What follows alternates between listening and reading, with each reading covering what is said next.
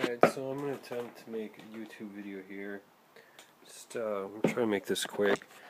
Basically, one thing, it's a big censored story, is the weaponization of space. This is Vision for 2020, United States Space Comms Vision for 2020. I think it came out in 1997 or something, under Bill Clinton maybe. It's actually called the Air Force, it's the United States Air Force now, I think it's under here, and there's actually going to be Space Corps, I think, is going to be the newest division of the United States Army. But right here you can see this is a real document. This is from, I don't know how to Photoshop anything either. Anyone who knows me knows I don't know anything about computers.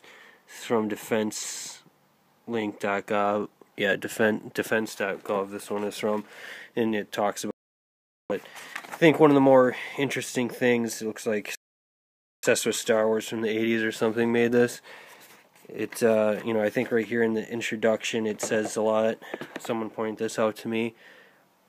Protect U.S. interest and investment. It doesn't say anything about defense, which they claim these internet or these huge space-based lasers and all this stuff is supposed to defend us from oncoming nuclear warheads or something.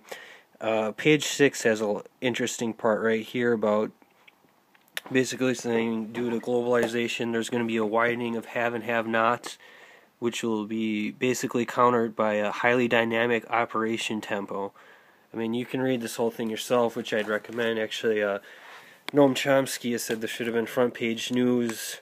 Those who don't know him, New York Times said he's the most important intellectual alive today.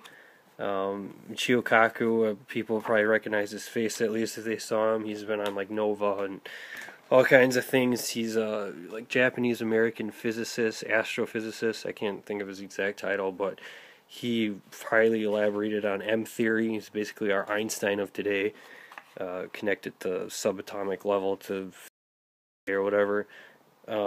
This is printed from a military webpage, High Frontier thing for the Journal for Space and Missile Defense Professionals. Right here it talks about exploiting space, exploiting the heavens. Some of the things they say. There's a guy on NPR that uses the same terminology, some Everett Dolman, some professor from some West Point place or whatever, in Alabama. But, yeah, I mean, there's some good piece written by Teresa Hitchens in here.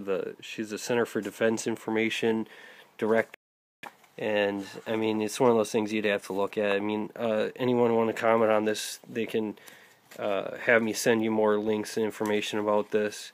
Another good document was Vision for 2020, which basically, another more imperialistic, jingoistic stuff about, how we need to fight multiple wars overseas and things like that.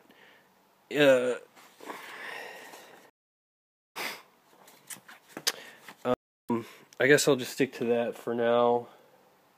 I mean, I have some more papers, good websites you could go to, some other interesting websites like the Rods of God in the room here, pretty much. Basically, these they say they made out of probably depleted uranium. Tungsten, I think, is slightly radioactive too, but it can hit with the impact of a small nuclear weapon from outer space. They basically just shoot these big, 20 long by, I think, a foot wide from outer space, can, basically simulate earthquake too, pretty much. You drop in the ocean, it could probably cause a tsunami. I'd say it's the impact of a small nuclear weapon, which is like 100 tons of dynamite or something like that. So, would be Mayhem, his acronym, or what you call it. Basically, molten lava out of a satellite onto another satellite in space, if I remember right. Microsatellites, basically like a dishwasher or something. Disrupt other satellites.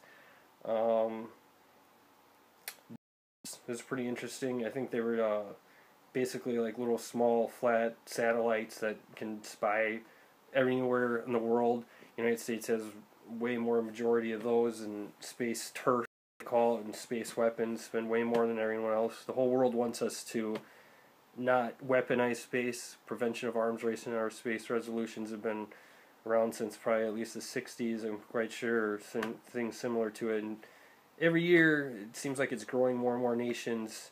I think it's up to like 180 now or so countries that don't want us to weaponize space, but the United States alone says, you know, we're not going to have such discussions about this, and Israel basically abstains. And I think in that instance, that's just how it goes basically every year.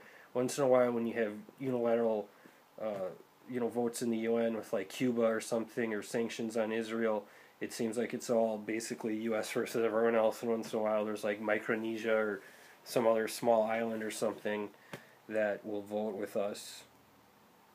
So, I guess maybe I should make another one of these on another topic like torture or depleted uranium. I wrote a piece about that. I originally wanted to write a piece about, which I still could, but just a lot of work. And it doesn't really go far anyway, so everything you say, or I say, can be summed up in a note I have on Facebook or in this video here, so that's it for now.